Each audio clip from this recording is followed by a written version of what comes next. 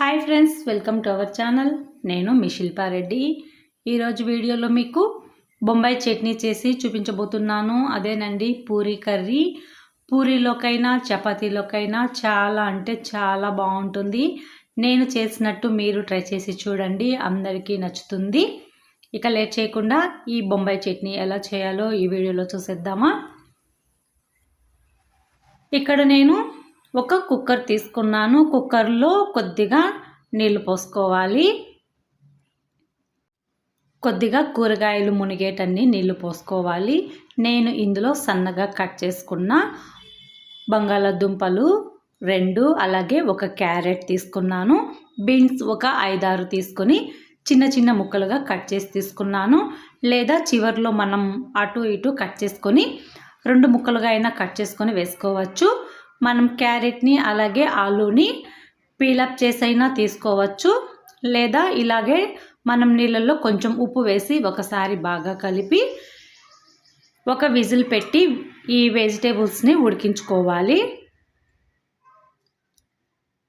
ఇవి ఉడికిన తర్వాత స్టవ్ ఆఫ్ చేసి వీటిని పక్కన పెట్టుకోవాలి. ఇప్పుడు బొంబాయి చట్నీ కోసం శనగపిండి, నేనైతే శనగపిండి 3 టేబుల్ స్పూన్లు తీసుకున్నానండి. పెద్ద స్పూను, ఇలా పెద్ద స్పూన్తో 3 టేబుల్ స్పూన్ల వరకు శనగపిండిని తీసుకోవాలి. మనం పిండిని ముందుగానే జల్లించి తీసుకోవాలి, లేదంటే మనం బొంబాయి చట్నీ చేసినప్పుడు కొంచెం గుల్లగా వస్తుంది. అందుకే ముందుగానే మనం పిండిని జల్లించి తీసుకొని ఇందులో కొంచెం ఉప్పు కూడా వేసుకోవాలి. ఇలా ఉప్పు వేసుకున్న తర్వాత తగినన్ని నీళ్లు పోసుకోవాలి.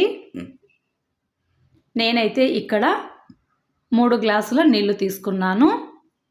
ఇలా మనం చేత్తో ఈ శనగపిండిని ఎక్కడ పిండి ముద్దలు లేకుండా బాగా కలిపి తీసుకోవాలి. ఇలా కలిపి తీసుకుంటేనే బొంబాయి చట్నీ గుల్లగా లేకుండా చాలా బాగుంటుంది.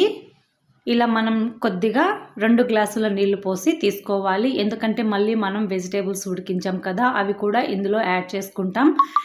ఇప్పుడు ఇంకొక ప్యాన్ తీసుకొని స్టవ్ ఆన్ చేసుకొని అందులో కొద్దిగా ఆయిల్ వేసుకోవాలి. చెక్క, అలాగే 3 లవంగం మొగ్గలు, అలాగే 2 ఇలాచీ వేసుకొని వీటిని ఒకసారి బాగా వేయించుకోవాలి. ఇలా వేయించుకున్న తర్వాత 1 స్పూన్ ఆవాలు, జీలకర్ర, ఉద్దిపప్పు, శనగపప్పు, ఇలా పోపుని మనం చిటపటలాడేంత వరకు ఒకసారి వీటిని బాగా వేయించుకోవాలి. చూడండి, ఇలా కలర్ మారేంత వరకు ఈ పోపుని చక్కగా వేయించుకోవాలి. ఇలా ఈ పోపు వేగిన తర్వాత ఒక పెద్ద ఉల్లిపాయని సన్నగా కట్ చేసుకొని తీసుకోవాలి. అలాగే 2 రెమ్మల కరివేపాకును కూడా వేసుకోండి. మరి మనం ఎక్కువగా వేయించాల్సిన అవసరం లేదు. ఈ ఉల్లిపాయ కాస్త మగ్గితే చాలు. ఇప్పుడు సన్నగా కట్ చేసుకున్న పచ్చిమిరపకాయలు 4 లేదా 5 తీసుకోండి. కారం మీరు తినేదాన్ని బట్టి చూసుకోండి. టేస్ట్ అనేది కొంచెం కారంగా ఉంటేనే ఈ బొంబాయి చట్నీ టేస్ట్ చాలా బాగుంటుంది. ఇలా పచ్చిమిరపకాయలు కూడా కలర్ మారేంత వరకు వేయించుకున్న తర్వాత అల్లం వెల్లుల్లి పేస్ట్ కొద్దిగా తీసుకోవాలి. ఒక చిన్న స్పూన్తో అయితే సరిపోతుంది, మరి ఎక్కువ వేసుకోవాల్సిన అవసరం లేదు. ఇలా అల్లం వెల్లుల్లి పేస్ట్ పచ్చి వాసన పోయేంత వరకు వేయించుకోండి. ఇలా వేయించుకున్న తర్వాత ఒక టమాటాని సన్నగా కట్ చేసుకుని తీసుకోవాలి. ఈ టమాటా అనేది మీ ఆప్షనల్ అండి, ఇష్టం ఉంటే తీసుకోవచ్చు లేదా స్కిప్ చేసేయండి. కానీ టమాటా వేసుకోవడం వల్ల టేస్ట్ అనేది ఇంకా చాలా బాగుంటుంది. ఈ టమాటాని కూడా సాఫ్ట్గా మగ్గేంత వరకు వేయించుకోవాలి. చూడండి, ఇలా వేయించుకున్న తర్వాత ఇందులో కొంచెం పసుపు, అలాగే రుచికి తగినంత ఉప్పు కూడా వేసి ఒకసారి బాగా కలిపి ఫ్రై చేసుకోండి. ఎందుకంటే మనం కొన్ని కూరగాయలు ఉడికించినప్పుడు కొంచెం ఉప్పు వేసాం కదా, అలాగే శనగపిండిలో కూడా ఉప్పు వేసాం కాబట్టి మీకు ఉప్పు కొంచెం తక్కువైంది అనిపిస్తే ఇప్పుడు కొంచెం ఉప్పు వేసుకోవచ్చు, లేదా స్కిప్ చేసేయండి.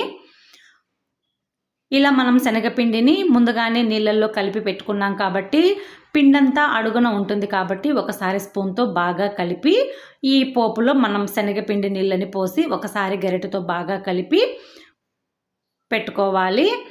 ఇప్పుడు ఆవిరంతా నార్మల్ అయిపోయిన తర్వాత నేను మీకు కూరగాయలు చూపిస్తున్నాను చూడండి. క్యారెట్, బీన్స్ అలాగే బంగాళాదుంపని మనం ముందుగానే టైం ఉంటే బంగాళాదుంపని అలాగే క్యారెట్ని పీలప్ చేసి ఇలా ఉడికించుకోవచ్చు. లేదా ఇవి కొంచెం చల్లారిన తర్వాత ఇలా కట్ చేసుకునైనా వేసుకోవచ్చు, లేదా మ్యాష్ చేసుకునైనా వేసుకోవచ్చు. చూడండి చక్కగా ఉడికిపోయాయి కదా.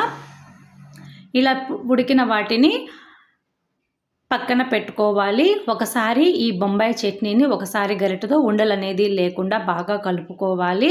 మనం కూరగాయలు ఉడికించిన వాటర్ ఉంది కదా, ఆ వాటర్ని కూడా ఈ బొంబాయి చట్నీలో వేసుకోవాలి. ముందుగా మనం పిండి కలుపుకున్నప్పుడు 2 గ్లాసుల నీళ్లు పోసాను. ఇప్పుడు మళ్ళీ 1 గ్లాస్ నీళ్లు పోసి ఉడికించుకున్నాం కదా, ఆ నీళ్లు కూడా ఇందులో పోసుకోవాలి. మనం వెజిటేబుల్స్ ఏమైనా ఉడికించినప్పుడు అందులో ఉన్న ప్రోటీన్స్, విటమిన్స్ అలాంటివి ఆ వాటర్లో ఉండిపోతాయి కాబట్టి అవి వేస్ట్ కాకుండా ఇలా బొంబాయి చట్నీలో వేసుకోవాలి. ఇలా బాగా దగ్గర పడేంత వరకు ఉడికించుకొని మనం కట్ చేసి పెట్టుకున్న కూరగాయలు అలాగే సన్నగా తరిగిన కొత్తిమీరని కూడా వేసుకొని ఒకసారి వీటిని బాగా కలుపుకోవాలి. ఇలా కలుపుకున్న తర్వాత ఈ బొంబాయి చట్నీ దగ్గర పడిన తర్వాత స్టవ్ ఆఫ్ చేసుకుని మనం పూరీలోకైనా చపాతీలోకైనా సర్వ్ చేసుకోవచ్చు. టేస్ట్ అయితే చాలా చాలా బాగుంటుంది. మళ్ళీ ఇంకా టేస్ట్ కావాలి అనిపిస్తే ఇలా కొంచెం కారం అలాగే ధనియాల పొడి కూడా వేసుకొని మళ్ళీ ఒకసారి బాగా కలిపి మళ్ళీ ఒక 2-3 నిమిషాలు ఉడికించిన తర్వాత స్టవ్ ఆఫ్ చేసుకుంటే ఎంతో రుచిగా ఉండే ఈ బొంబాయి చట్నీ రెడీ అండి. ఈ బొంబాయి చట్నీ పూరీలోకైనా చపాతీలోకైనా ఇడ్లీ, దోశ వంటి వాటిలోకి చాలా చాలా బాగుంటుంది. చూడండి చూస్తుంటేనే నోరూరిపోతుంది కదా. ఫ్రెండ్స్, ఈ వీడియో నచ్చింది కదా, అయితే వెంటనే మీరు ఈ బొంబాయి చట్నీని ట్రై చేసి ఆ టేస్ట్ మీకు ఎలా కుదిరిందో కామెంట్ చేసేయండి. చూడండి మనం స్టవ్ ఆఫ్ చేసిన తర్వాత కాస్త చల్లారిన తర్వాత ఈ పూరీ కర్రీ చాలా బాగుంది కదా. మీరు వెంటనే ట్రై చేసి ఆ టేస్ట్ మీకు ఎలా కుదిరిందో కామెంట్ చేసేయండి. ఈ వీడియో నచ్చితే ఒక లైక్ చేయండి, షేర్ చేయండి మీ ఫ్రెండ్స్కి, మీ ఫ్యామిలీ మెంబర్స్కి. అలాగే కుకింగ్ విత్ శిల్పారెడ్డి ఛానల్ని సబ్స్క్రైబ్ చేయండి. Thank you for watching video.